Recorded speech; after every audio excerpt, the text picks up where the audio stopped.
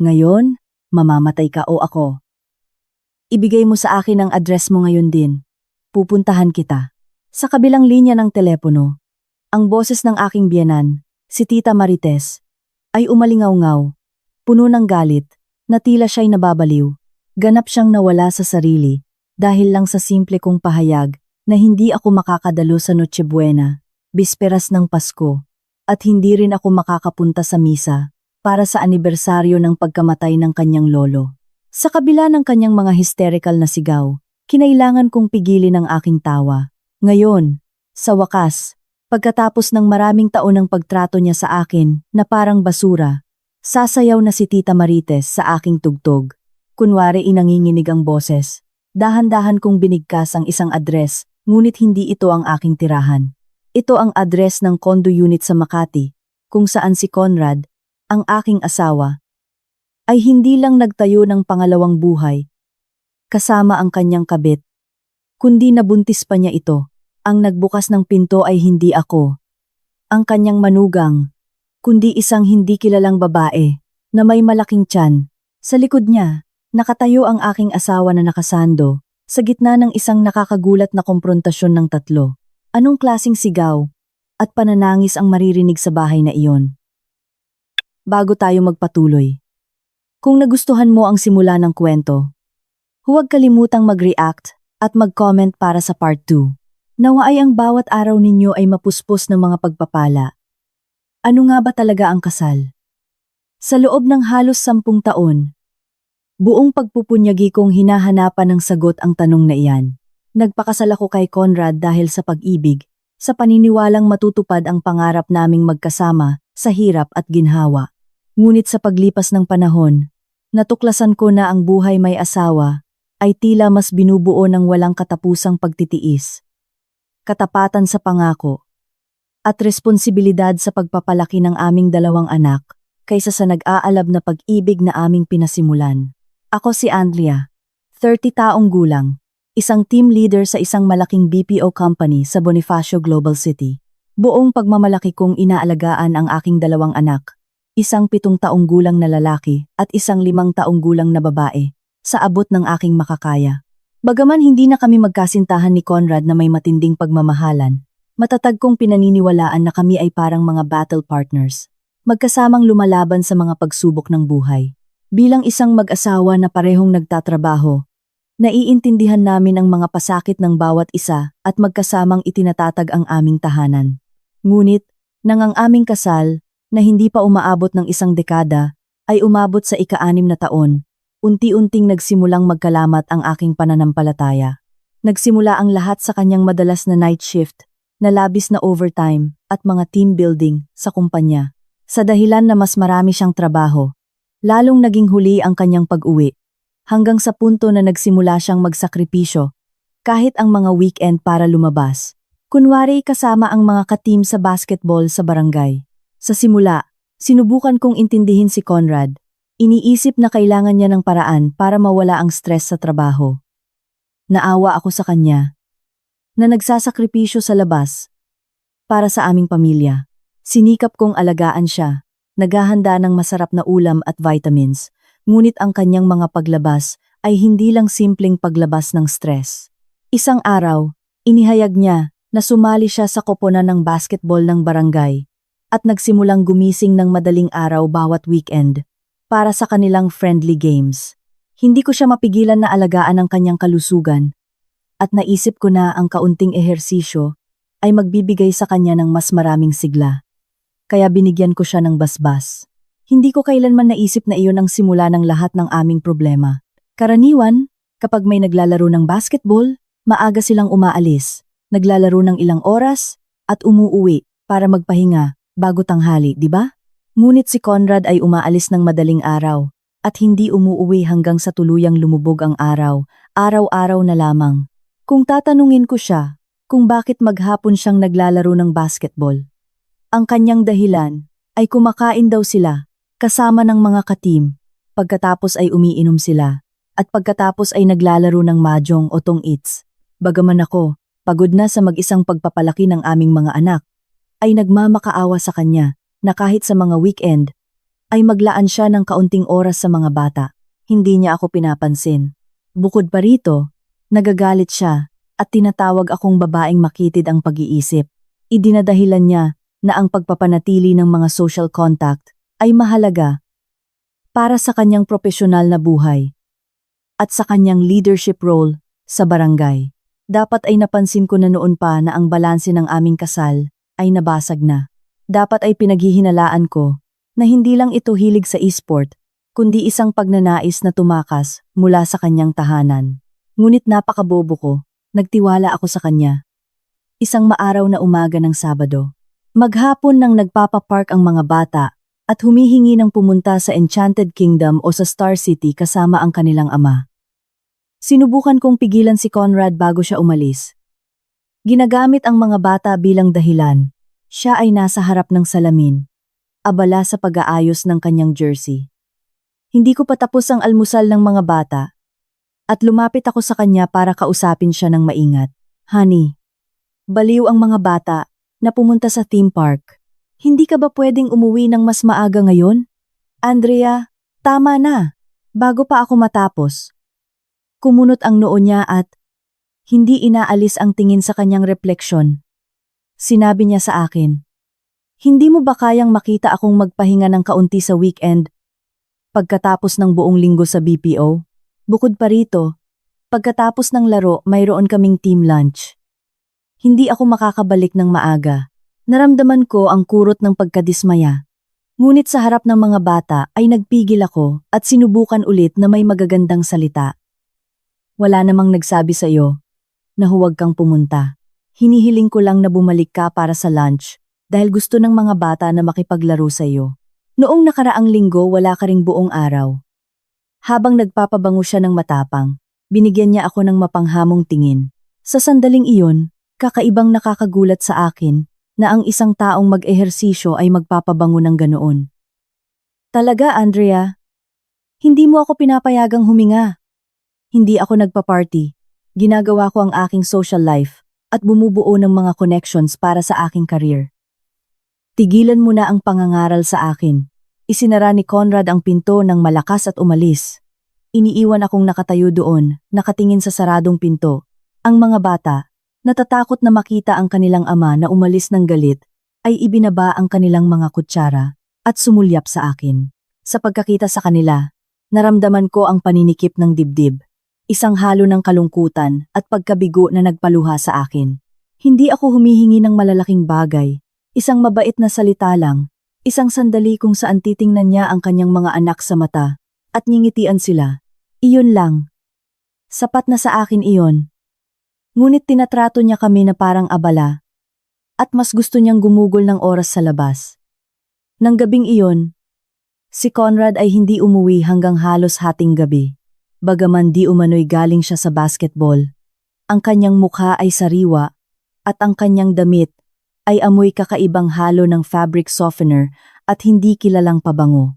Bukod pa rito, humuhuni siya ng isang kanta na may magandang mood. Nang tingnan ko siya mula sa sofa kung saan ako nanonood ng TV, nagulat siya at umubo. Ay, gising ka pa. Akala ko tulog ka na. Pagod ka siguro. Habang iniiwasan ang aking tingin, sinubukan niyang lumabas patungo sa silid. Tinanong ko siya habang nakatalikod siya. Sabi mo galing ka sa basketball, pero hindi ka amoy pawis. Nakisauna ka ba? Huminto siya sa pinto ng silid, at may labis na pagkilos ay nagkibit balikat. Oo naman, nagsauna kami ng mga kasama.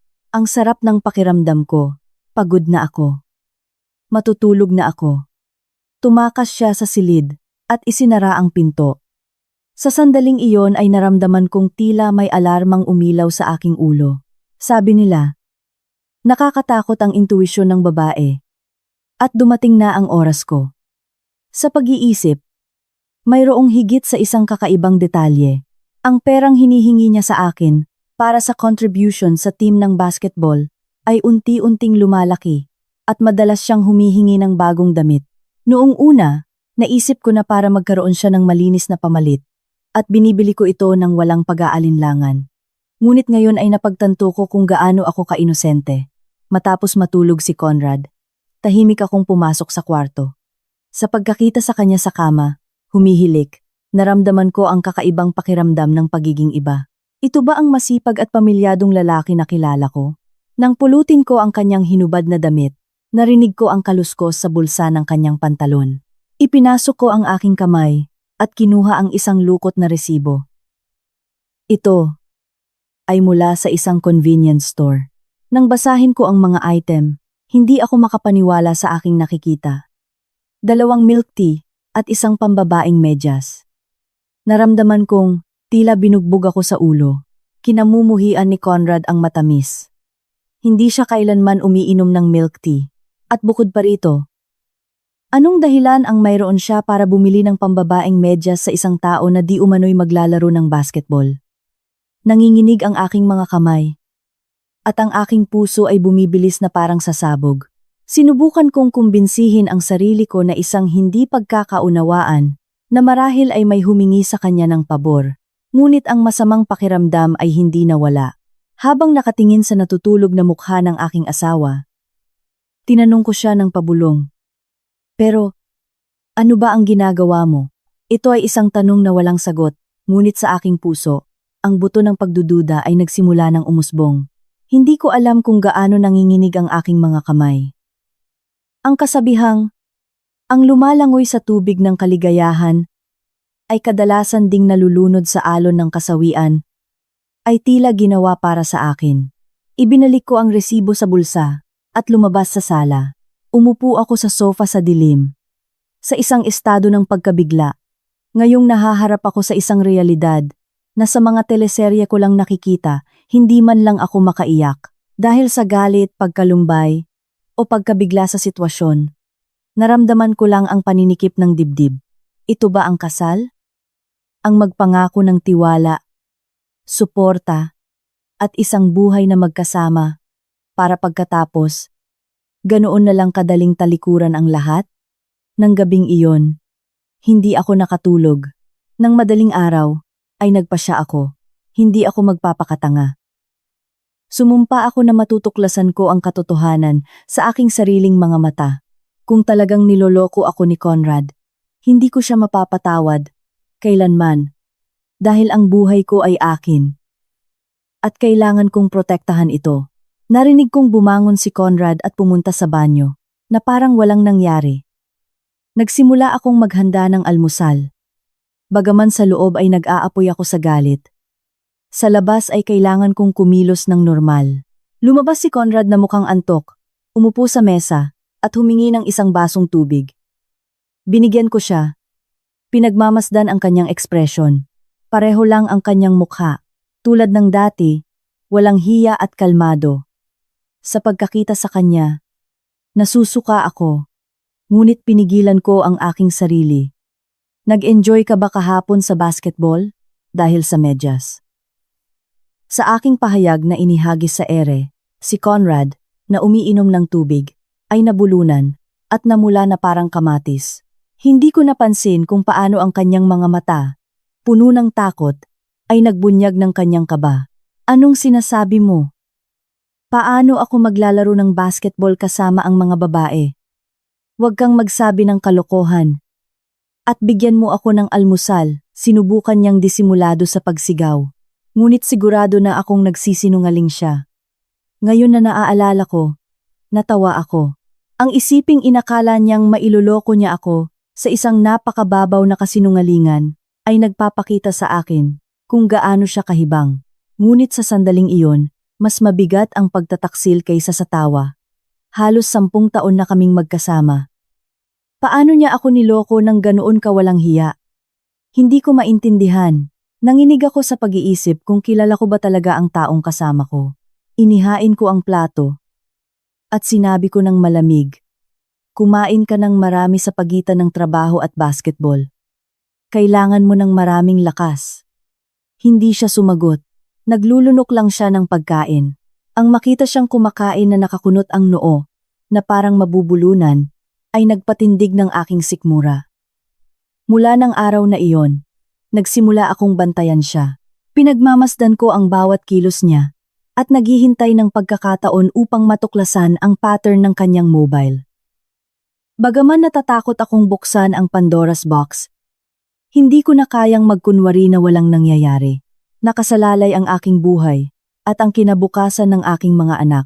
Patuloy na lumabas si Conrad tuwing weekend sa dahilan ng basketball at ako ay patuloy na nagpapatalas ng aking mga kutsilyo sa tahimik. Sumusumpa na maaga o huli ay mahuhuli ko siya at hindi ko siya mapapatawad. Hindi ko pa rin maiisip ang pinagmulan ng bagyong papalapit sa aming pamilya ni kung ano ang naghihintay sa akin sa dulo ng lahat ng iyon. Naiwan na lang sa akin ang kaunting pag-asa na ang kanyang kakaibang paglabas ay isang panandaliang pagsubok. Ngunit hindi nagtagal ay napagtanto ko na ang realidad ay mas malupit kaysa sa anumang teleserye. Mula ng araw na nagsimula akong maghinala sa pag-uugali ni Conrad, lahat ng aking pandama ay alerto. Nakatuon sa kanya, tulad ng isang mandaragit na nag-aabang sa kanyang biktima. Nagsimula akong bantayan ang bawat kilos niya. Isang araw, nang bumaba ako sa kanyang kotse upang kuhanin ang isang bagay ng aking anak, naramdaman ko ang lamig nang buksan ko ang pinto ng co-driver.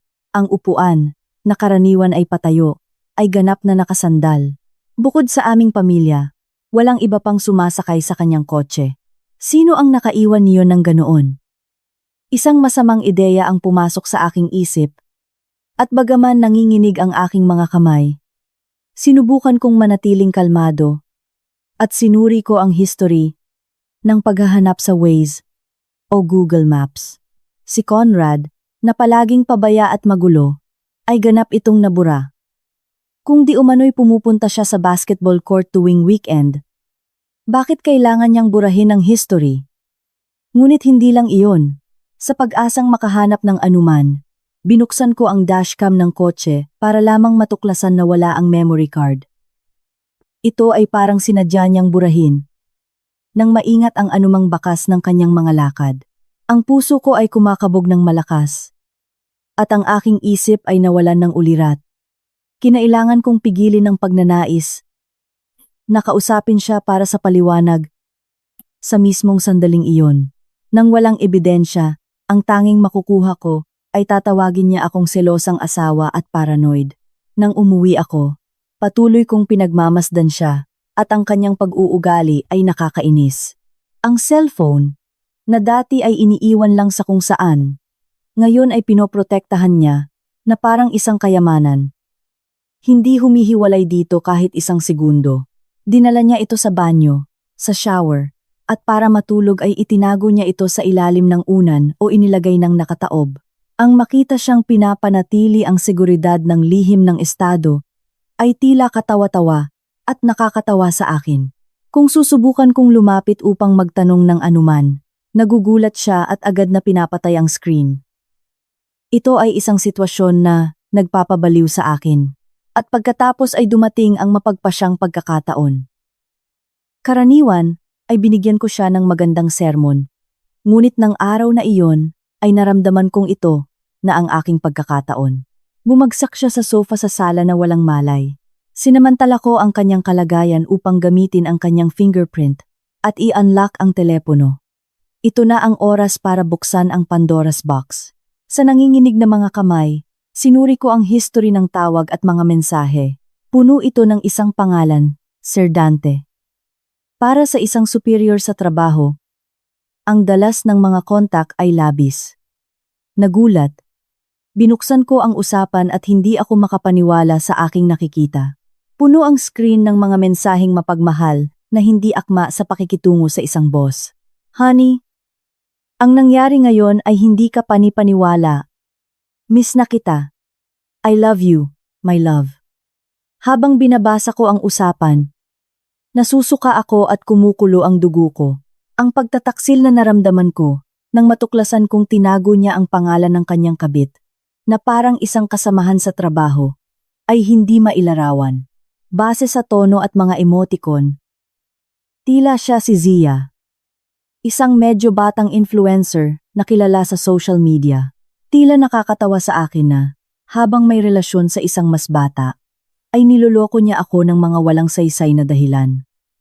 Lahat ng kanyang gabi ng overtime at team building ay para makipag-ugnayan sa babaeng iyon.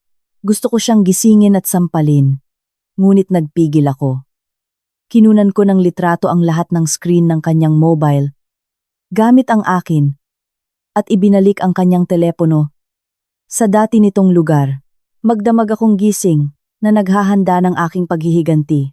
Kinaumagahan, gumising si Conrad na parang walang nangyari at humingi ng gamot sa hangover.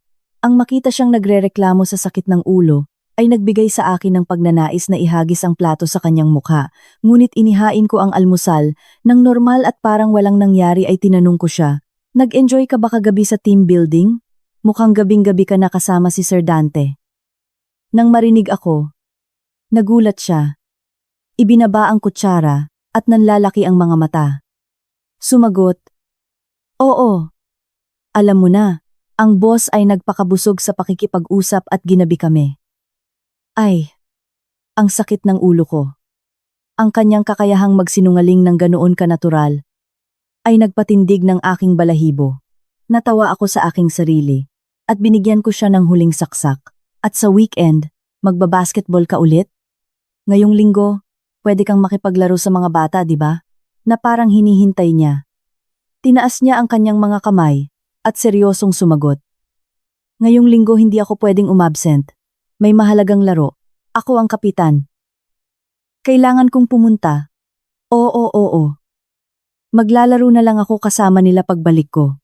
Ang kanyang walang hiya na kasinungalingan ay nagpatulala sa akin, ngunit nagkunwari akong tinatanggap ito. At hinayaan ko siyang umalis. Dumating ang weekend at si Conrad, na humuhuni ng isang kanta, ay nagsuot ng kanyang jersey at lumabas ng pinto. Pagkaalis niya, tinawagan ko ang isang kaibigan. Isinalaysay ang sitwasyon at humingi ng tulong. Ang aking kaibigan, nang marinig ako, ay nagalit at gustong puntahan siya sa mismong sandaling iyon. Ngunit pinakalma ko siya. Iniwan namin ang mga bata sa aking mga magulang at sa kotse ng aking kaibigan para hindi makilala ni Conrad ang akin. Nagsimula kaming sundan siya. Gaya ng inaasahan, hindi patungo sa basketball court ang kanyang kotse, kundi sa kabaligtaran. Lumabas ito sa aming subdivision at pumasok sa mga kalye ng isang hindi kilalang residential area, sa Makati, hanggang sa huminto sa harap ng isang apartment building. Hindi nagtagal, lumabas sa pintuan ng isang batang babae na maayos ang bihis. Si Zia iyon, ang influencer. Bumaba si Conrad sa kotse, tumakbo papunta sa kanya at binuksan ang pinto na parang isang prinsesa. Ang makita siyang tratuhing ganoon ay nagpatayo ng aking sikmura. Siya, ang Sir Dante sa kanyang mobile, si Conrad, na may sumisikat na ngiti, ay inikot ang kanyang seatbelt. Isang galaw ng kabaitan na para sa akin, na kailangan kong ipaalala sa kanya. Kahit ang pagkuha ng isang basong tubig, tila isang pang-iinsulto. Ang sasakyan ng mag-asawa ay humarurot sa kalsada, malamang para maglibot sa Tagaytay. Sinundan namin ng kaibigan ko sila sa isang ligtas na distansya. Huminto sila sa isang sikat na restaurant at pumasok na magkahawak kamay. Ang makita ang kanilang likuran ay nagpasakit sa aking kalooban. Ang aking mga anak ay naghihintay sa buong weekend para makipaglaro sa kanilang ama, at siya naman, nakikipagtawanan at nakikipag-date sa iba. Dapat ay napansin ko na noon, na lumampas na ako sa punto ng walang pagbabalik. Kumbinsido ako na hindi ito simpleng fling, kundi isang tunay na dobling buhay. Gusto ng kaibigan ko na pumasok at kaladkarin siya sa buhok, ngunit umiling ako. Wala kaming sapat na ebidensya. Kailangan ko ng isang tiyak na hampas. Isang bagay na hindi maikakaila. Kaya nagtiis ako at naghintay na matapos silang kumain sa kotse. Habang pinagmamasdan sila, napuno ng luha ang aking mga mata. Para dito ako nagpakasal. Para ipagkanulo ng ganoong klaseng lalaki ang aking 10 taon ng kabataan. Ngunit agad akong bumalik sa aking sarili. Ang umiyak ay isang luho. Kung umiyak ako, talo ako. Sumumpa ako na paiiyakin ko ng dugo ang dalawang iyon. Nang lumabas sila sa restaurant, bumalik sila sa kotse at nagtungo sa isang cafe na may magandang tanawin. Naghahalikan, nagyakapan ito ay isang palabas. Habang kinukunan ko ng litrato ang kanilang kaligayahan, na parang sila lang ang magkasintahan sa mundo. Naramdaman kong lumamig ang aking puso. Tumagal ang kanilang date hanggang dapit hapon sa kotse. Kumakain kami ng kaibigan ko ng mga sandwich habang pinagmamasdan sila at nag-aapoy ako sa galit sa loob. Hindi tumitigil ang kaibigan ko sa pagmumura sa kanila. Anong klasing mga walang hiya?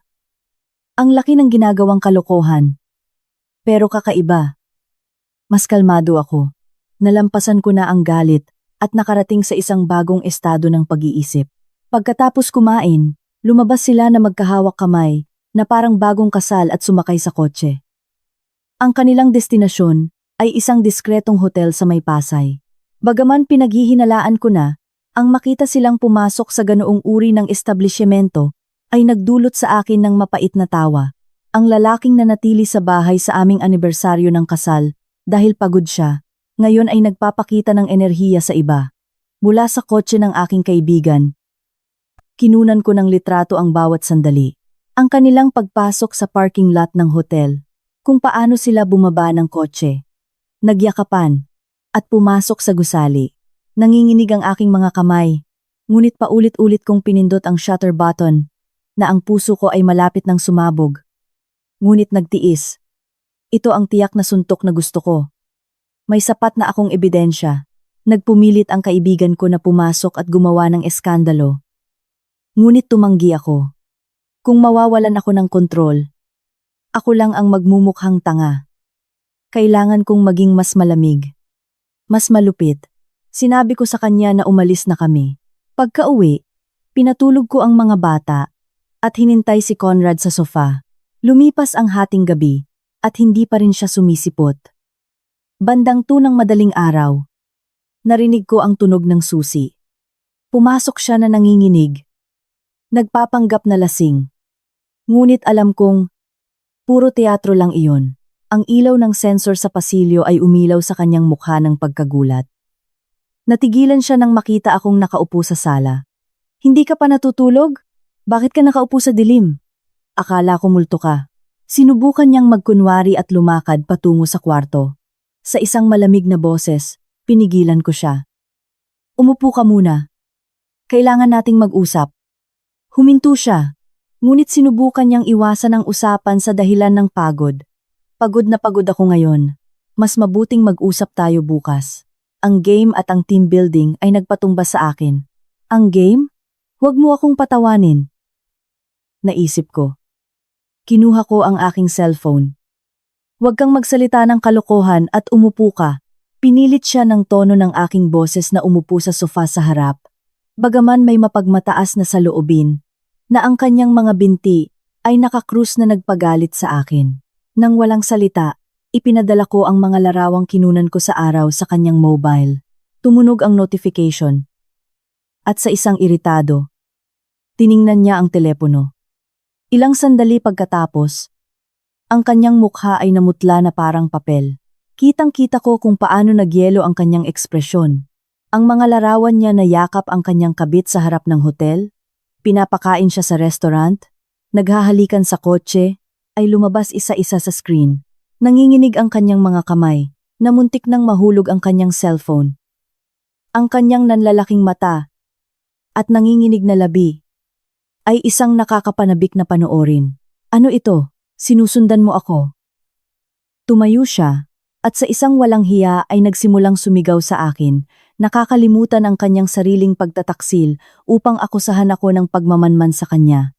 Ang kanyang pagiging mapagkunwari ay nagpatulala sa akin at bumuntong hininga ako ng mapait. Sinundan ka? Oo. Ginawa ko. At ano? Ano ang inaasahan mong gawin ko? Na manatili akong nakatunganga habang ang lalaking nagsasabing pupunta sa basketball ay pumapasok at lumalabas ng mga hotel, kasama ang iba? Tiningnan ko siya ng direkta sa mata. Mapanghamon, naguluhan, nagsimula siyang bumulungan ng walang kwentang dahilan.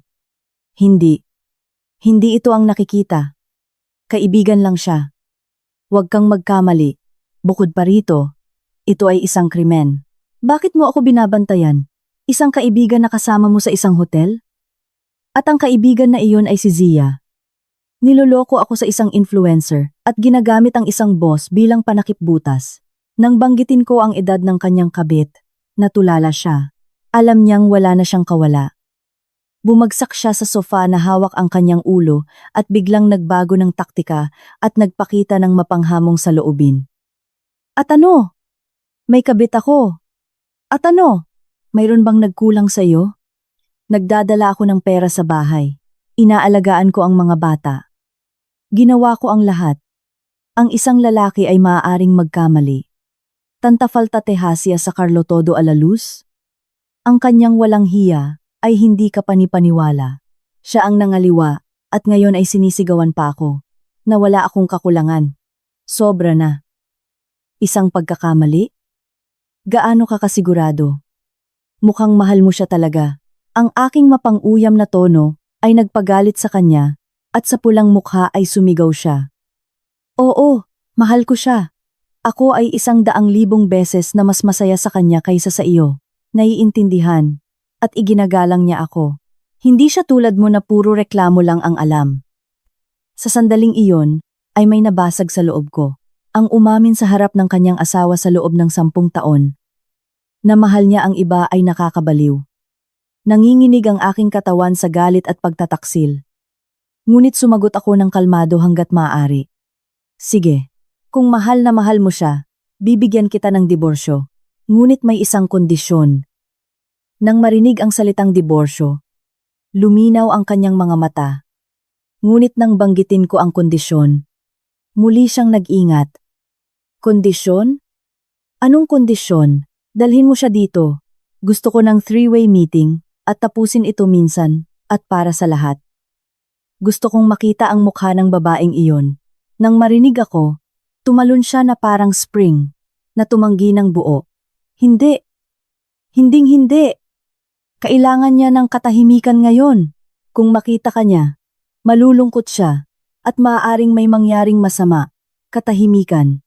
Anong sinasabi mo? Tanong ko.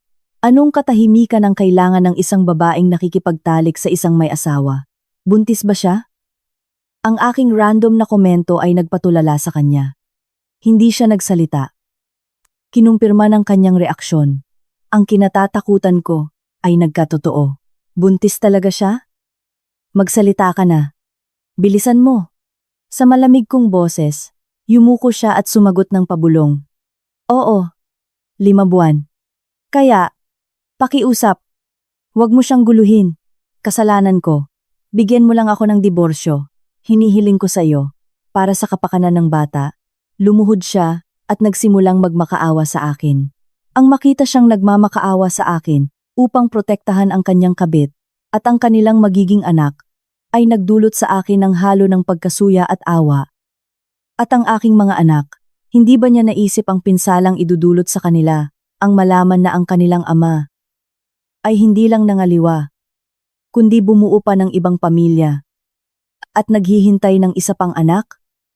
Siya lang ang mahalaga sa kanya. Kinamuhian ko siya ng buong lakas. Dapat ay napansin ko na noon na tinalikuran niya ang kanyang pagkatao. Mas masahol pa siya sa hayop. Para sa kapakanan ng bata? Anong bata? Ang dinadala niya sa kanyang sinapupunan? Ang aming mga anak ay hindi mo pinapansin. Hindi mo alintana na gawin silang anak ng diborsyadong magulang. Ngunit ang sa kanya ay mahalaga. Sigaw ko habang hinawakan siya sa kwelyo ng kanyang kamisa at yumanig. Wala siyang sinabi. Yumuko lang siya na parang kriminal na naghihintay ng hatol. Ngunit hindi ako susuko ng ganoon kadali. Kung magdudiborsyo lang ako ng ganoon, magiging masaya sila at hindi ko iyon papayagan. Lumapit ako sa kanyang tenga at bumulong. Ni sa panaginip. Hindi kita bibigyan ng diborsyo. Gagawin ko na ang anak na iyan. Na nagkaroon ka sa labas, ay hindi kailanman magkaroon ng iyong apelyido. Kondenahin ko siya na mamuhay bilang bastardo. Tingnan natin kung saan tayo pupunta. Nang marinig ako, tiningnan niya ako ng mga matang puno ng takot. Tila nakikita niya ang multo. Ngunit gusto ko ang kanyang ekspresyon. Ito ay simula pa lang. Sumumpa ako na ipapakita ko sa kanya kung ano ang impyerno at bumuntong hininga ako ng malamig. Si Conrad, nanginginig, ay kumapit sa aking pantalon. Ngunit walang awa ko siyang itinulak at ikinulong ang sarili ko sa silid. Nang gabing iyon narinig ko ang kanyang mga hikbi mula sa sala. Ngunit hindi ako gumalaw. Humiga ako at sinubukan kong matulog. Ang aking mga luha ay natuyo na. Ang natira lang ay isang malamig na pagkauhaw sa paghihiganti, ang pagbubuntis ng kanyang kabit. Sa katunayan, ay naging pinakamahusay kong sandata sa batang iyon bilang bihag. Kaya kong manipulahin siya. Bagaman ang pagkabigla ng malaman na buntis ang kabit ay napakalaki. Nagpasya akong hindi ko sila bibigyan ng diborsyo ng ganoon kadali. Dahil si Conrad, bilang nagkasalang asawa, ay hindi maaaring humiling ng diborsyo, binalak kong pahirapan siya. Alam kong kung hindi ako magdudiborsyo, ang anak ng kanyang kabit ay hindi maaaring mairehistro sa kanyang apelyido sa registry. Ang isang anak na ipinanganak sa labas ng kasal ay nangangailangan ng pagkilala sa pagkaama. At kung walang pahintulot ng legal na asawa, ang proseso ay labis na komplikado. Bagamat legal na mapipilit ang pagkilala, ang proseso ay magiging mahaba at komplikado. Bukod pa rito, kinuwenta ko na ang kabit. Si Zia. Sa pagkaalam na nakipagtalik siya sa isang may asawa, ay hindi maglakas loob na magpakita sa publiko dahil sa iskandalo sa social media na idudulot nito. Nagmamakaawa si Conrad na nagsasabing walang kasalanan ng bata. Ngunit malamig akong sumagot. Ang mga anak mo ba ay may kasalanan? Hindi ko papayagan na lumaki sila ng walang ama sa bahay. Iginiit niya. Masyado kang malupit. Anong kasalanan ang mayroon ng batang ipapanganak? Kailangan niyang magkaroon ng apelyido, hindi ba? Pakiusap. Nagmamakaawa ako sa iyo. Bigyan mo ako ng diborsyo. Kumakapit siya sa aking pantalon, ngunit itinulak ko siya nang may paghamak. Sino ang nagsabi na may kasalanan ang bata? Kasalanan mo. At nang malanding iyan, na nakipagtalik sa may asawa at nabuntis pa. At ngayon ay nangahas na humingi ng apelyido. Ni sa panaginip, bago ako mamatay, ang aking mga salita ay nagpainit sa kanya sa galit, ngunit nawalan siya ng mga argumento. Tiningnan niya ako ng mga matang puno ng galit at pagkabigo, at nag-enjoy ako sa palabas. Ibinalik ko ang tingin niya at ngumiti ng mapang-uyam. Napi-offend ka? Kung gusto mo, idemanda mo ako.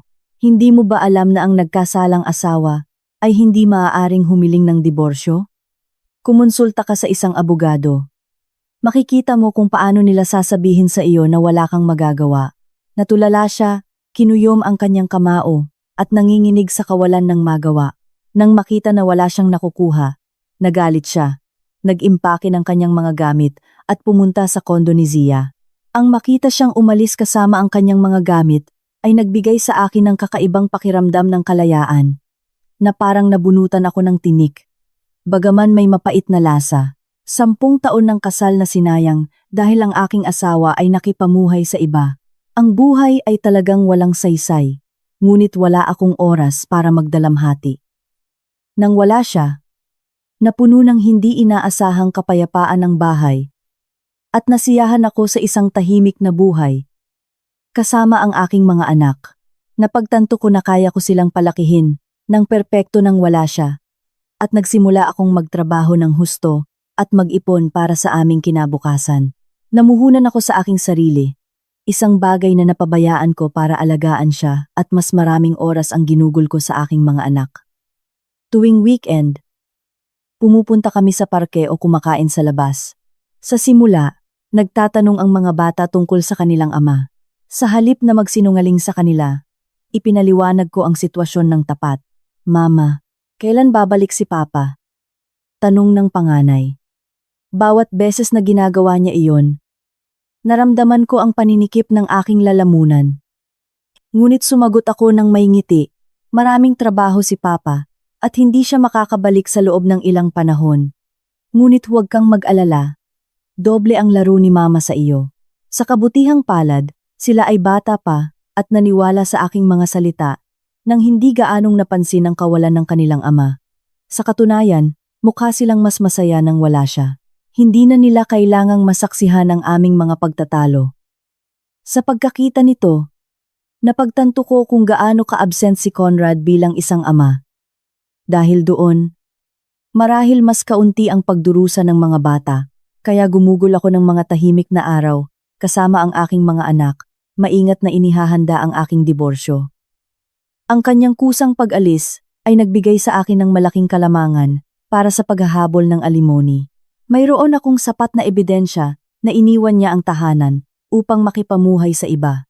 Kumonsulta ako sa isang abogado at nagtanong tungkol sa paghahati ng mga ari-arian. Sinisiyasat ang mga ari-arian na nakapangalan sa kanya at inihahanda ang custody ng mga bata. Habang siya ay masayang naninirahan kasama ang kanyang kabit, inihahanda ko ang plano upang basagin ang kanyang pangarap. Isang araw, nakatanggap ako ng tawag mula sa kanya. 2 buwan matapos ang kanyang pag-alis, nag-aalangan akong sumagot. Ngunit nanaig ang kuryosidad na malaman kung ano ang gusto niya. Sige, ang aking boses ay naging tuyo. Siya, nang walang paunang salita, ay sumigaw sa akin. Talaga bang magpapatuloy ka ng ganito? Malapit nang ipanganak ang bata at hindi mo pa rin inaayos ang mga papeles. Kung ipanganak siya bilang isang bastardo, magiging responsibilidad mo ba? Ang kanyang walang hiya ay hindi ka pani-paniwala. Siya ang nagdulot ng problema. At ngayon ay sinisisi niya ako. Aking responsibilidad? Nakakatawa? Sino ang nag-utos sa iyo na magkaanak sa labas? Desisyon mo iyan. Kaya ngayon, panagutan mo ang mga kahihinatnan. Bakit ko kailangang panagutin ang anak mo? Makipag-ayos ka sa iyong kabit. Malamig akong sumagot at ibinaba ang telepono. Sandali akong nanatili sa tahimik. Iniisip kung gaano ako bumaba. Ang lalaking minsan kong minahal at itinuring na ama ng aking mga anak ay naging isang kasuklam-suklam na nilalang. Ngunit dahil doon, anumang damdamin na natitira para sa kanya ay tuluyang nawala. Bumalik ako sa aking sarili at bumalik sa aking routine. Nagtatrabaho ng mas mahirap kaysa dati at inaalagaan ang aking mga anak ng buong lakas. Kailangan kong ipakita na kaya naming mamuhay ng perpekto nang wala siya. Sa mga tao, sinasabi ko na nasa isang mahabang business trip siya. Ayaw kong ipaalam ang aming mga maruming damit, lalo na para sa mga bata. Sa kabutihang palad, naniwala ang lahat sa akin. At nakapagpatuloy ako sa aking buhay bilang isang ina na nagtatrabaho. Minsan, sa gabi, nalulungkot ako, ngunit ang makita ang aking mga anak na natutulog ay nagbibigay sa akin ng lakas. Kailangang maging matatag ang isang ina. Kaya namuhay ako araw-araw na may pagkauhaw sa paghihiganti bilang motor na nagnanais ng kanyang kalungkutan. Lumipas ang panahon, ang mga season ay nagbago at papalapit ang Pasko. Sa Pasko, palagi akong pumupunta sa bahay ng aking biyenan, si Tita Marites, upang gugulin ang araw sa pagluluto at paghuhugas ng walang tigil. Interesado akong malaman kung ano ang mangyayari ngayong taon. Dahil hindi ko pa sinasabi sa kanila na umalis si Conrad, ipapalagay ni Tita Marites na pupunta ako. Binalak kong gamitin ang mga pista opisyal na ito upang putulin ang ugnayan sa kanila. Nang wala ang aking asawa, hindi ko na kailangang magpatuloy sa pagiging manugang. At lalo pa, habang siya ay nakatira sa iba, hinintay ko ang tawag ng aking biyenan. Tulad ng inaasahan, ilang araw bago ang Noche Buena, nagsimulang tumunog ang kanyang telepono nang walang tigil. Sa simula ay hindi ako sumagot. Ngunit sa kanyang pagpupumilit, ay sinagot ko rin. Anak, kailan ka pupunta para sa Noche Buena? Marami akong biniling pagkain, kaya dumating ka ng maaga para tumulong. Si Tita Marites, na walang kamalay-malay sa lahat, ay kinakausap ako tulad ng dati na parang alipin niya ako. Ang pakikinig sa kanya ay nagdulot sa akin ng mapait na tawa. Ang kanyang anak ay nakatira sa iba, at siya ay nagpapanggap na ang kanyang manugang ay magsisilbi sa kanya. Anong kabastusan? Tita, ngayong Noche Buena hindi po ako makakapunta. Marami po akong trabaho. Nagdahilan ako. Agad na tumalas ang boses ni Tita Marites. Ano? Na hindi ka pupunta? Anong ibig mong sabihin? Kung hindi ka pupunta, sino ang maghahanda ng hapunan sa Noche Buena? Baliw ka ba? Nagsimula siyang sumigaw na parang baliw. Sumagot ako ng may pagkairita. Tawagan niyo po ang anak niyo. Siya po ang nakakaalam kung ano ang gagawin. Nagmamadali po ako. Aalis na po ako. Sinabi ko ang dapat kong sabihin at ibinaba ang telepono. Tumawag ulit, pero hindi ko sinagot. Nakaramdam ako ng matinding ginhawa, na parang nabunutan ako ng tinik ng mga taon ng pagdurusa at kahihiyan. Sa araw ng Noche Buena, pumunta kami ng mga bata sa bahay ng aking mga magulang para magpahinga. Sinabi ko sa kanila na si Conrad ay naglalakbay, bagaman mukhang may hinala ang aking ina, pero hindi siya nagtanong.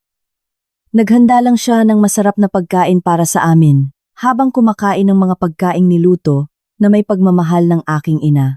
Napuno ng luha ang aking mga mata. Mayroon akong pamilya na nagmamahal sa akin. Ano ang inaalala ko? Sabi ko sa sarili ko, para aliwin ang sarili ko. Samantala, sa bahay ng aking biyenan, ang kaguluhan ay dapat naganap kung wala ang manugang at walang balita mula sa kanyang anak. Si Tita Marites ay nag-aapoy sa galit. Sa pag-iingda pa lang nito, natawa ako. Nang buksan ko ang aking mobile pagkatapos ng mga pista, puno ito ng mga nawawalang tawag. Si Tita Marites, ang aking hipag, na hindi kailanman tumatawag, ang buong pamilya. Ang makita ang napakaraming abiso ay nagpatuloy sa akin. Hindi sila kailanman tumatawag upang magtanong kung kumusta ako, maliban kung kailangan nila ng tulong. Huminga ako ng malalim at tinawagan ang aking biyenan. Sinagot niya agad. Ikaw, Andrea. Saan ka nagtago? Ni hindi ka nagpakita sa Noche Buena? Ni hindi ka sumasagot sa telepono? Nawawalan ka na ba ng katinuan? Ang kanyang mga sigaw ay nagpatindig ng aking balahibo. Malinaw na galit siya. Kalmado akong sumagot. Tita, sinabi ko na po sa inyo na hindi po ako makakapunta. May trabaho po ako, at hindi po ako maganda ang pakiramdam. Lalo siyang nagalit sa aking mga salita. Hindi ka maganda ang pakiramdam? Naku, anong klaseng dahilan? Nakakahiya. Sige, hayaan na ang Noche Buena. Pero alam mong sa isang linggo ay anibersaryo ng pagkamatay ng iyong lolo, di ba? Sa araw na iyon kailangan mong pumunta at gawin ang iyong mga obligasyon. Kung hindi ka pupunta, isinusumpa ko na hindi ako magre-responde. Hindi ako makapaniwala.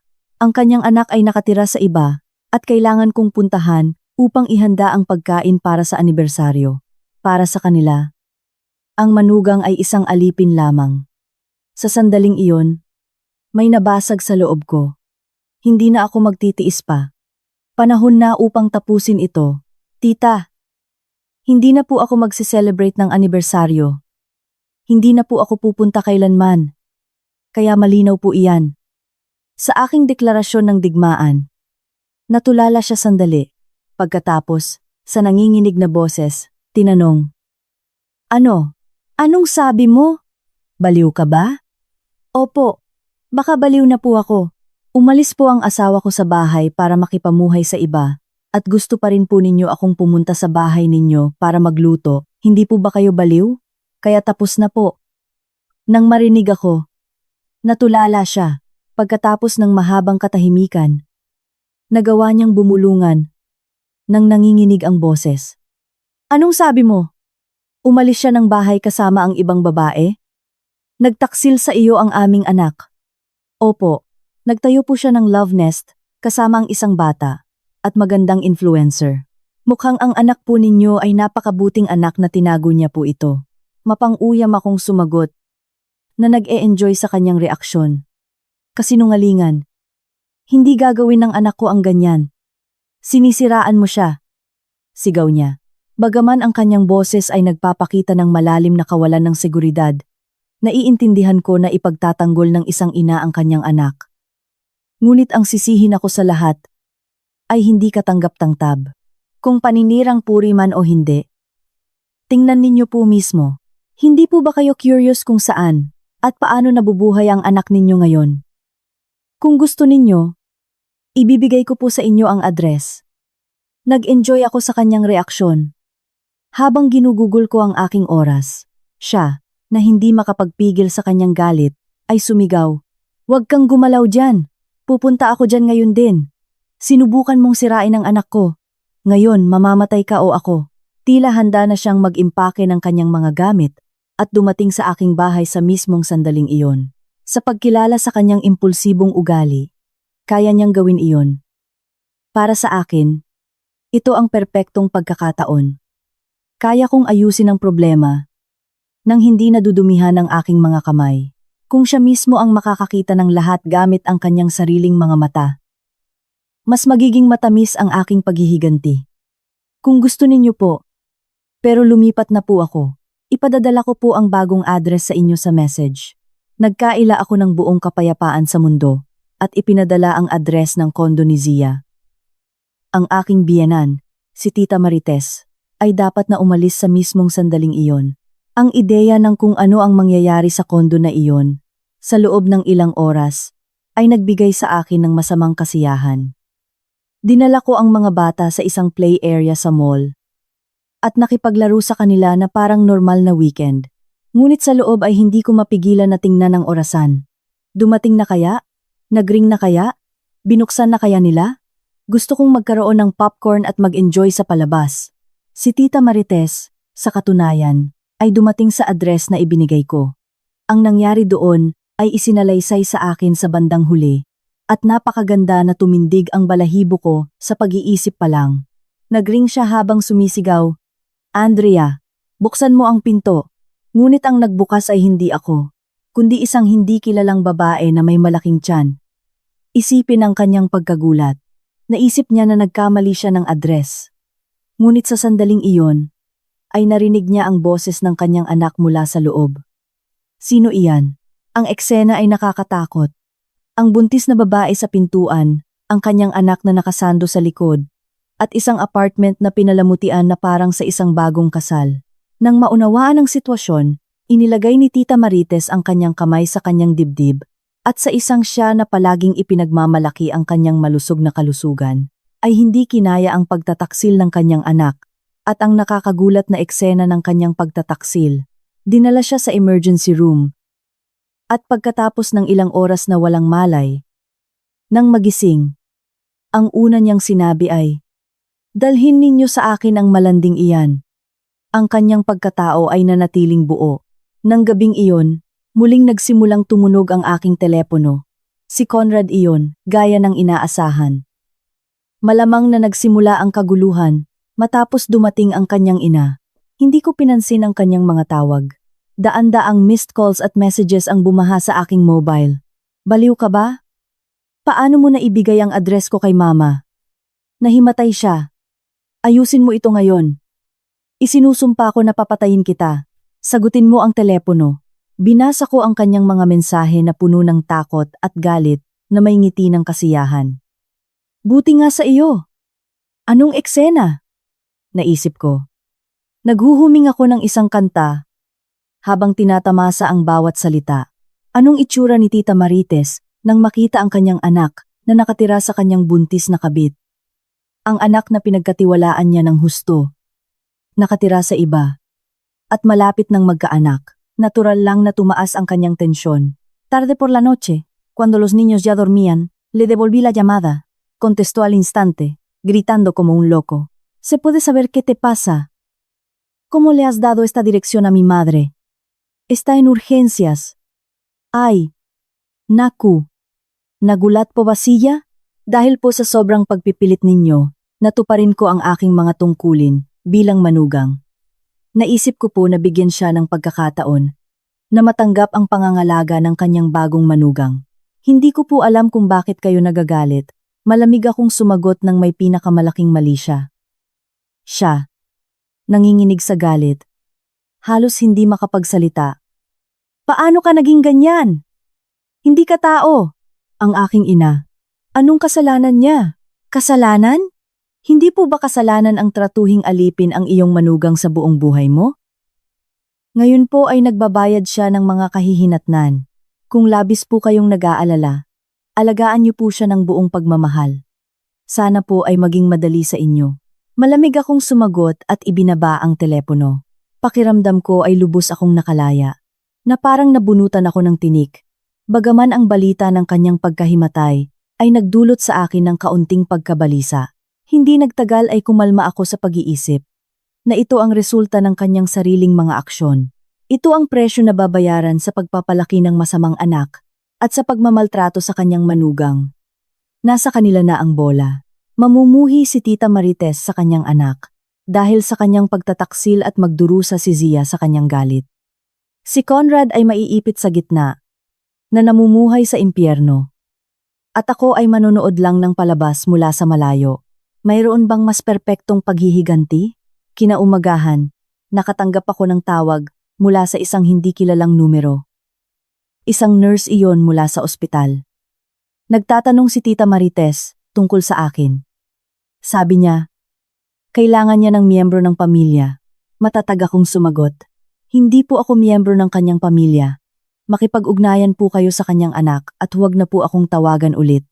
Nang ibaba ko ang telepono, naisip ko, hindi pa rin niya alam ang lahat. Akala niya ay pupunta ako para alagaan siya. Anong kapangahasan? Ang ideya na dahil nahimatay siya, ang kanyang manugang, ay may obligasyon na alagaan siya. Nagdulot ito sa akin ng pagkasuklam. Hindi na ako ang manugang ng pamilyang iyon. Bagaman legal pa rin kaming kasal, kami ay mga estranghero. Nang hapon, pag-uwi ko mula sa trabaho, nakita ko ang ilang pamilyar na sapatos sa harap ng aking pinto. Kay Conrad iyon. Nagkamali ako ng hindi pagpalit ng kandado. Pagpasok ko, nakita ko siyang nakaupo sa sofa na nakayuko ang ulo. Tila siya tumanda ng ilang taon sa loob ng ilang buwan. Nang makita niya ako, tumayo siya at sinubukan akong lapitan. Ako, na hindi nagtanggal ng sapatos, ay sinamaan siya ng tingin. Umalis ka. Ngayon din. Ang aking malamig na tingin ay nagpatigil sa kanya. Sa halos hindi marinig na boses, sinabi niya, Honey, pakiusap. Nasa ospital si Mama at hindi ako makakapunta. At si Zia ay buntis. Hindi siya makapag-alaga. Hindi ka ba makakapunta? Alam kong nagkamali ako sa lahat. Pakiusap, ngayon lang. Hindi ako makapaniwala. Anong klaseng utak ang mayroon ng taong ito? Niloloko niya ako. Umalis siya ng bahay kasama ang iba. At ngayon ay gusto niyang alagaan ko ang kanyang ina. Ang kabit, dahil buntis, hindi niya kaya. Pero ako, dahil ako ang dating tanga. Oo. Tila napaka-absurdo na hindi man lang ako makatawa. Hinubad ko ang isang sapatos at ibinato sa kanya. Baliw ka ba? Tao ka ba? Kahit hayop mas may moralidad pa kaysa sa iyo. Ang kabit ay buntis at hindi niya kaya. At ako ang kailangang maglinis ng puwet ng nanay mo. Ni sa panaginip. Umalis ka dito. Tinamaan siya ng sapatos. Ngunit wala siyang sinabi. Nandoon lang siya, tulala. Ako, galit na galit, ay ikinulong ang sarili ko sa aking kwarto. Narinig ko kung paano niya kinakatok ang pinto at nagmamakaawa, ngunit hindi ko siya pinansin. Sa huli, sumuko siya at umalis. Humiga ako sa kama, nakatingin sa kisame. Aabutin natin ang dulo, tingnan natin kung sino ang mananalo. Naramdaman kong gusto kong umiyak, ngunit pinigilan ko. Kung hihina ako, talo ako. Inulit ko sa sarili ko na kailangan kong maging matatag. Galit lang ang natira sa akin. Para manalo sa impyernong digmaang ito, kailangan kong maging mas matigas. Sumumpa ako na magtatagumpay ako at tatawanan ko sila sa kanilang mukha. Obligado na alagaan ang kanyang ina sa sarili. Nagsimulang tumawag si Conrad sa akin upang maglabas ng sama ng loob. Sa kabila ng pagpapaalis ko sa kanya mula sa bahay noong nakaraang araw, tila hindi pa rin siya natuto. Ang kanyang boses sa kabilang linya ay isang kaawa-awang pananangis. Andrea, wala ka bang puso? Grabe na ang kalagayan ni Mama. At ni hindi ka man lang nagkusa na bumisita, kailangang magkaroon ng kaunting disente. Pagkatapos ng 10 taon bilang manugang, ganoon ka na ba kalamig? Si Conrad, ganap na nakakalimot sa kanyang kasalanan. Sinubukan niyang ipinta ako bilang pinakamasamang manugang sa mundo. Ang kanyang walang hiya ay nagpakulo ng aking dugo. Ngunit kalmado akong sumagot. Manugang, Matagal na akong huminto sa pagiging iyon. At kung malala na ang kanyang kalagayan, alagaan mo siya ng buong pagmamahal. Bakit mo ako sinisisi? Hindi ako makapunta sa trabaho dahil nakadikit ako sa kanya sa ospital. Mas marami kang oras. Maaari kang pumunta kahit sa gabi. Ang dahilan ng trabaho ay sobra na. Mayroon siyang oras para sa dobleng buhay. Ngunit wala siyang oras para alagaan ang kanyang ina. Bakit ko kailangang alagaan ang iyong ina? At ang iyong nagliliyab na bagong girlfriend? Hindi ba siya baliw na maging manugang? Sabihin mo sa kanya na ito na ang pagkakataon niya. Para makakuha ng puntos. Nang banggitin ko ang kabit, natulala siya, nagbubulungan sa galit. Alam niya na kung tatapak si Zia sa ospital, sasalubungin siya ni Tita Marites na may suporta ng swero sa kamay. Hindi man lang siya naglakas loob na ipahiwatig ito. Nasiyahan akong manggulo sa kanyang sugat at ibinaba ang telepono. Nakita ko ang daan-daang missed calls at ngumiti ako ng malamig. Ito ay simula pa lang. Ang sakit na kanilang mararamdaman ay walang katulad kumpara sa aking nakaraang 10 taon. Kinaumagahan, nakatanggap ako ng tawag mula sa isang hindi kilalang numero. Si Tita Marites iyon. Mukhang medyo nakabawi na siya. Hindi na gaanong matinis ang kanyang boses.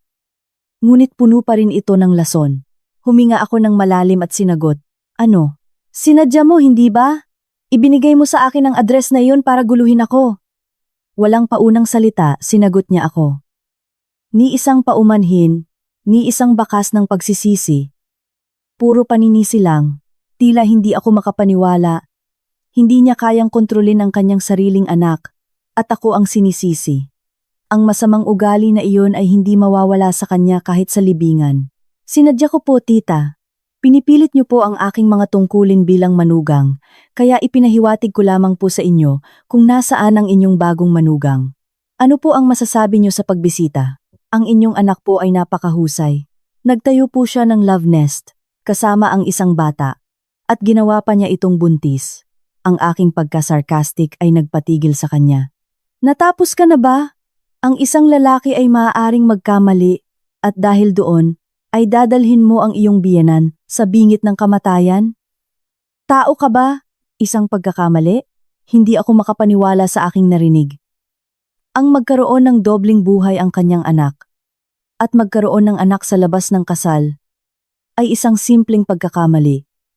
Nakalimutan niya ang sakit na idinulot niya sa akin. Ang tanging inaalala niya ay ang protektahan ang kanyang anak. Nagsuka ako. Isang pagkakamali. Mahigit 1 taon nang may dobleng buhay at may anak ay isang pagkakamali. Kung gayon, baka magkamali din po ako na iwanan kayo sa inyong sariling kapalaran. Ano? Walang galang na bata. Pumunta ka sa ospital ngayon din. At lumuhod ka at humingi ng tawad. Hindi pa rin niya nauunawaan ang sitwasyon. At sinisigawan ako. Nauunawaan ko na hindi sulit na ipagpatuloy ang pakikipag-usap sa kanila. Tita, gumising po kayo. Hindi na po ako ang manugang ng bahay na iyon. Magdidiborsyo po ako sa inyong anak. Kaya maging masaya po kayong dalawa. At ang bagong manugang, at ang apo din po. Siyempre, diborsyo? Sino ang magbibigay sa iyo ng diborsyo? Hindi ka magdudiborsyo kahit mamatay ka. Hindi ka makakalabas sa pamilyang ito hanggang sa mamatay ka. Sumisigaw siya na parang baliw. Tumatanggi sa diborsyo. Malamang ay natatakot siya na sa diborsyo ay mawalan ng ari-arian ang kanyang anak dahil sa paghahati ng ari-arian at sa alimony. Ang kanyang pagiging makasarili ay nagpatindig ng aking sikmura. Malamig akong sumagot. Kung gayon, magkikita tayo sa korte. Mayroon akong sapat na ebidensya ng pagtataksil ng inyong anak. Magkita tayo sa korte. At wag na po kayong tumawag. Ibablock ko na po kayo. Ibinaba ko ang telepono. Sa mismong sandaling sisigaw pa sana siya. At hinarangan ko ang kanyang numero. Nanginginig ang aking mga kamay. Hindi ko alam kung dahil sa galit o sa naipon na sakit na sa wakas ay lumabas. Ngunit bumalik ako sa aking sarili. Hindi ako maaaring manghina. Kailangan kong ipakita sa kanila na kaya kong mamuhay nang masaya nang wala sila. Ilang araw pagkatapos, Muling nakipag-ugnayan si Conrad sa akin. Ngayon ay may mahabang text message. Nakakabaliw. Ipinaalam niya sa akin na dahil nakalabas na si Tita Marites sa ospital, ngunit hindi na kayang mag-isa, ay dinala niya ito upang mamuhay sa aming bahay. Ang kondo ni Zia ay, ayon sa kanya, masyadong maliit at hindi komportable. Sila ay sukdulan ng pagiging makasarili at walang hiya. Hindi ako sumagot at binalewala ko siya. Matagal na akong nagpalit ng kandado. Pag-uwi ko mula sa trabaho, nakita ko sila sa pinto ng bahay na may isang tumpok ng mga bagahe. Dahil hindi sila makapasok, naghihintay sila sa hagdanan. Nang makita nila ako, tinakot ako ni Tita Marites. Gamit ang kanyang baston. Ano pa ang hinihintay mo para buksan? Anong klaseng pagtrato sa iyong biyenan ang iwanan siya sa kalye?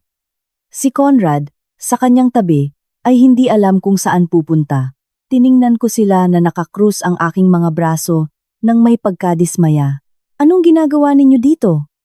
Sa bahay ng iba. Bahay ng iba? Bakit bahay ng iba? Nakapangalan sa anak ko ang bahay na ito. Buong pagmamalaki niyang sinabi na may kumpiyansa sa kanyang karapatan. Pero tita, ang bahay na ito ay nabili namin sa pera na ibinigay sa akin ng aking mga magulang para sa kasal, ang aking mga ipon at isang mortgage. Kanya-kanya ito at ang bahagi ni Conrad ay napakaliit. Siyempre, hindi niya alam iyon. Tita, ang bahay na ito ay nakapangalan din po sa akin. At dahil ang inyong anak po ang nagkasalang asawa, sa kaso ng diborsyo, ang mas malamang po ay sa akin mapupunta. Kaya tigilan na po ninyo ang paggawa ng eskandalo sa aking pinto at umalis na po kayo. Nagkasalang asawa? Ang isang lalaki ay maaaring magkaroon ng affair. Ikaw, Andrea, bilang babae, ay may ganoong kaunting pag-unawa. Si Tita Marites ay tila galing sa ibang panahon. Hindi na sulit na makipagtalo sa kanya tungkol sa kanyang mga lumang ideya. Nasa nakaraang siglo na po tayo. Bukod pa rito, kung titingnan natin iyon, ang nagkulang sa kanyang mga tungkulin ay ang inyong anak po. Adultery. Pag-abandona ng pamilya. Hindi po ba? Sa pagtatalo sa kanya sa bawat punto, nawalan siya ng salita at nagsimulang bugbugin si Conrad. Walang kwenta. Dahil sa'yo, ganito tayo. At ako na nagpalaki sa'yo ng may pag-iingat. Si Conrad, habang iniiwasan ang mga suntok, ay tumingin sa akin na nagmamakaawa. Humihingi na buksan ko ang pinto. Hindi ako gumalaw. Kinuha ko ang aking cellphone at nagbanta na tatawagan ko ang pulis. Kung hindi po kayo aalis ngayon, tatawagan ko po ang pulis para sa trespassing. Kung ayaw po ninyong mapahiya sa buong kapitbahayan, umalis na po kayo ng tahimik. Nang marinig ang salitang pulis, natakot si Tita Marites. Mahalaga sa kanya ang sasabihin ng iba. Sa huli ay umalis siya na nakasandal kay Conrad. Ngunit hindi bago ako isinumpa. Makikita mo, babalik ang karma sa iyo. Ang kanyang tingin ng galit ay humabol sa akin hanggang sa magsara ang elevator, ngunit nakaramdam ako ng matinding ginhawa. Tapos na. Hindi na nila ako manipulahin. Pagkapasok ko sa bahay at pagsara ng pinto, nanlumo ang aking mga binti at bumagsak ako. Ang naipong tensyon ay lumabas sa anyo ng luha, ngunit hindi ito dahil sa kalungkutan, kundi sa kalayaan. Sa pagmamalaki sa pagtatanggol sa aking sarili, tiningnan ko ang sarili ko sa salamin at sinabi, "Ginawa mo ng tama, napakagaling, wala kang ginawang masama." Nang gabing iyon, sa unang pagkakataon sa mahabang panahon, nakatulog ako ng mahimbing, nang walang bangungot. Kinaumagahan, ay may mensahe ako mula kay Conrad. Dinala niya ang kanyang ina sa kondo ni Zia. Isang maliit na kondo, isang buntis na kabit, isang baldado na biyenan, at isang nag-aalangan na asawa, ang impyerno sa lupa. Sa pagkilala sa ugali ni Tita Marites, hindi niya iiwan sa kapayapaan si Zia. At ang isa pa, bata, at may ugali, hindi mananahimik. Ang palabas ay handa na. Binasa ko ang mensahe, ngumiti at binura ito. Ang kanyang kalungkutan ay magiging aking kaligayahan mula ngayon. Ilang araw na ang nakalipas mula nang lumipat si Tita Marites sa kondo ni Zia, matapos siyang makalabas sa ospital. Walang tigil sa pagtunog ang telepono ni Conrad. Sa simula ay binaliwala ko ito. Ngunit sa kanyang pagpupumilit, ay sinagot ko rin. Ang kanyang boses sa kabilang linya ay tila lubos na talunan. Honey, pakiusap, iligtas mo ako. Iligtas siya mula sa ano. Bagaman perpektong naiisip ko ito. Nakulong sa pagitan ng kanyang ina at kanyang kabit. Ang sitwasyon ay dapat na hindi na makayanan. Anong nangyayari? Hindi ba't masaya ka, nakasama ang iyong minamahal? At ngayon ay kasama mo pa ang iyong ina? Nagpapanggap na mabuting anak. Magaling, di ba? Mapang-uyam kong sinabi. Bumuntong hininga siya at nagsimulang maglabas ng sama ng loob. Hindi mo man lang maiisip. Hindi tumitigil sa pagrereklamo si mama buong araw. At si Zia naman ay sobrang iritable dahil sa pagbubuntis at walang tigil sa pagsigaw. Nababaliw na ako. Hindi mo ba kayang sunduin si mama? Alam kong kasalanan ko. Pakiusap, tulungan mo lang ako ngayon. Hindi ako makapaniwala. Ibinigay ko sa kanya ang pagkakataon na magbayad para sa kanyang pagtataksil at ngayon ay nagrereklamo siya na hindi na niya kaya. Malamig akong sumagot. Hindi. Bakit ko gagawin? Iyan ang daan. Hindi mo ba kami iniwan ng mga bata para makasama siya? Kaya ngayon panagutan mo ang mga kahihinatnan. Huwag mong subukang ipasan sa akin ang iyong mga problema. Pero si Zia ay buntis. Hindi niya kaya ang lahat. Hindi mo ba kayang alagaan si mama? Babayaran kita. Bayaran ako? Ang ideya na ang aking sakit ay maaaring gumaling sa kanyang miserable pera ay nagpatindig ng aking sikmura. Tumanggi ako ng buo. Anong bayad o anuman, kahit sa lahat ng pera sa mundo, ay hindi mo magagawang ayusin ang pinsalang ginawa mo sa akin. At kung si Zia ay balisa o hindi iyon ang aking problema. Sa katunayan, natutuwa ako. Ang naghahasik ng hangin ay umaani ng bagyo. Hindi siya makasagot. Nagbubulungan lang siya ng pangalan ko, nagmamakaawa. Ang pakikinig sa kanyang malungkot na boses ay nagdulot sa akin ng kakaibang kasiyahan, ngunit pati na rin ng kapaitan. Ang lalaking minsan kong pinagkakatiwalaan ay bumaba ng ganoon. Naramdaman ko na hindi na sulit na ipagpatuloy ang pakikinig sa kanya at ibinaba ko ang telepono. Ilang araw pagkatapos, pag-uwi ko mula sa trabaho, nakita ko ang isang pamilyar na figura sa entrada ng gusali. Si Conrad iyon, ngunit ang kanyang hitsura ay deplorable. Magulo, may balbas ng ilang araw. Mukha siyang pulubi. Nang makita niya ako, lumapit siya at sinubukan akong hawakan sa kamay.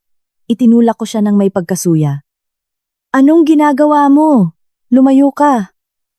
Honey, pakiusap, hayaan mo akong pumasok. Ilang araw lang, hindi ko na kaya sa kondo na iyon. Si Mama at si Zia ay nag-aaway buong araw at sinisisi nila ako sa lahat. Iligtas mo ako. Ang giyera sa pagitan ni Tita Marites at kunwari manugang ay dapat na epic, ngunit hindi ako naawa. Ito ang bunga ng kanyang mga aksyon. Hindi mo na kaya? Kung gayon, mamatay ka na. Bakit ka umiiyak sa akin? Ikaw, at ang malanding iyan, ang humabol sa buhay na ito. Kung hindi mo kaya, huwag mong simulan.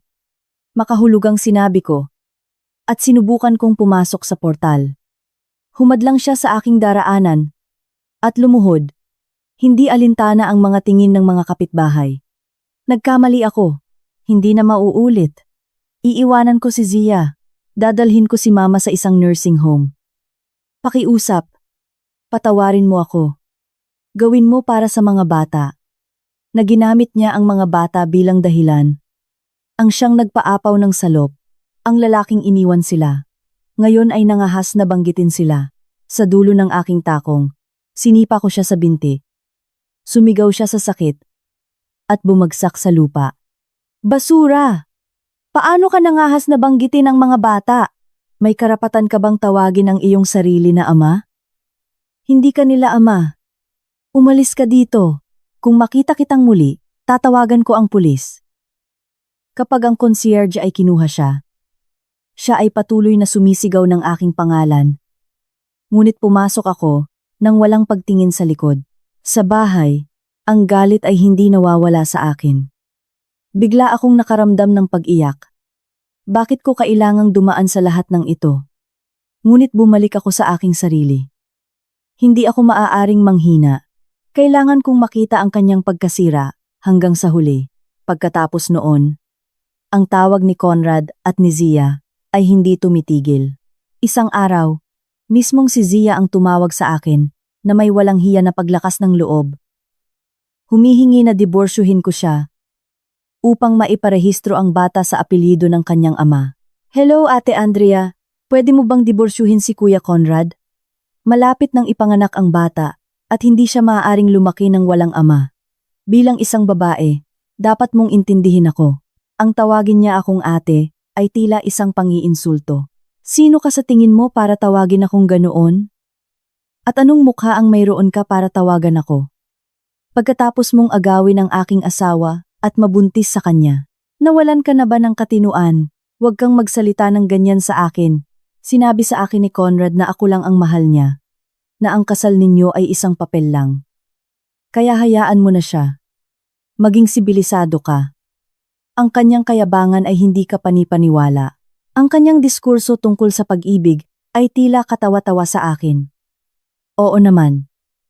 Kung mahal na mahal ninyo ang isa't isa, ilagay mo ang iyong apelyido. Irehistro mo siya bilang anak ng isang solong ina. Bakit ka ba nagpupumilit na dalhin ang apelyido ng aking asawa? Alam mo bang may asawa siya? Dapat ay tinanggap mo ang mga kahihinatnan. Ano? Solong ina? Ikaw ay isang mangkukulam. Anong kasalanan ang mayroon ng bata?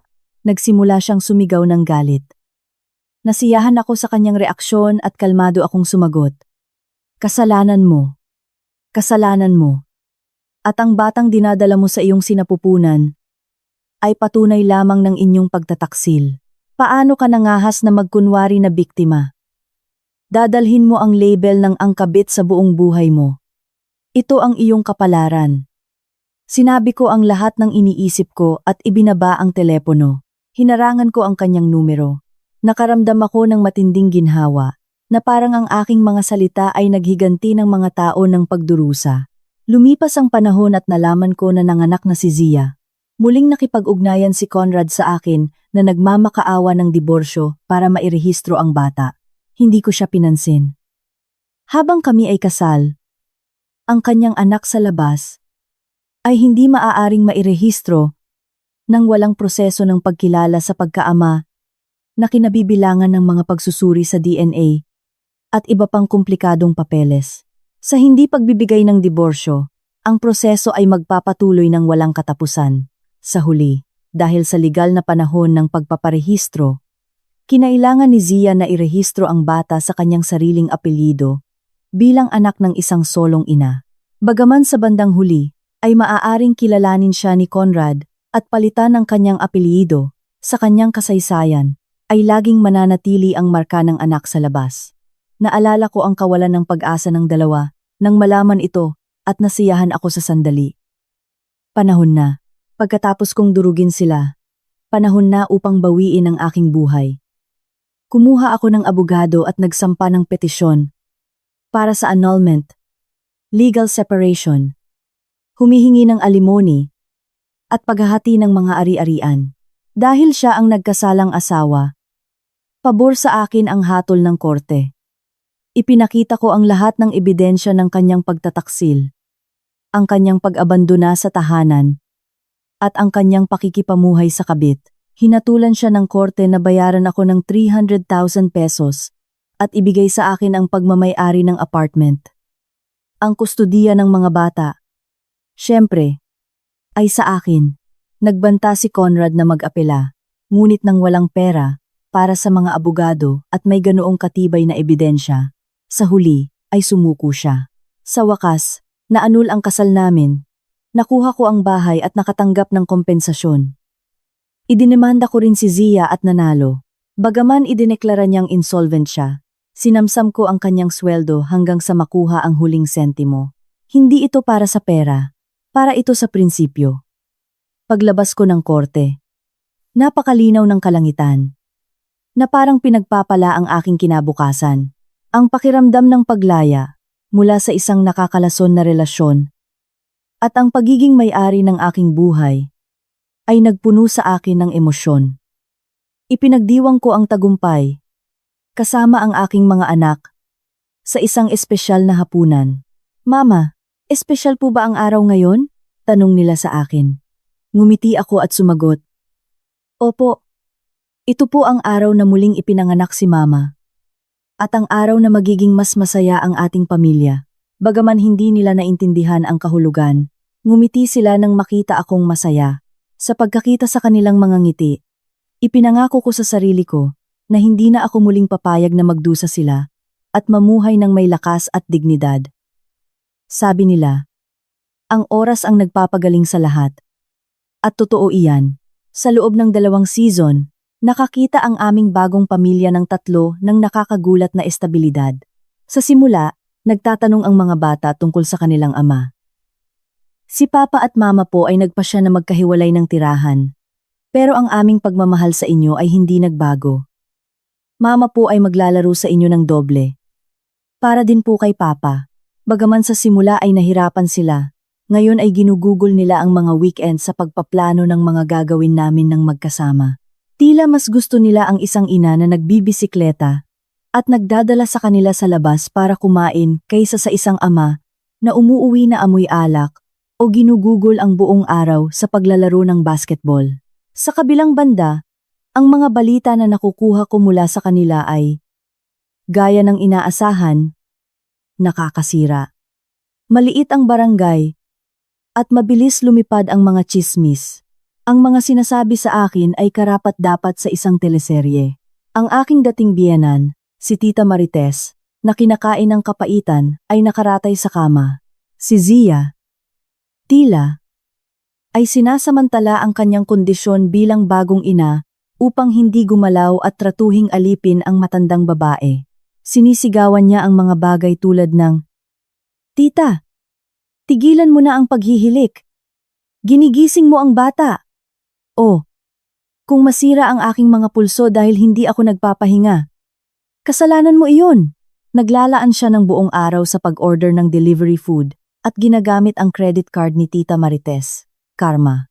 Walang duda, ang babae na sa buong buhay niya ay tinrato ang kanyang manugang bilang alipin. Ngayon ay namumuhay nang may takot sa kabit. Sa huli ay hindi na niya kinaya at tumakas siya sa kanyang bayan. Ngunit doon, nang walang nag-aalaga sa kanya, nauwi siya sa isang nursing home.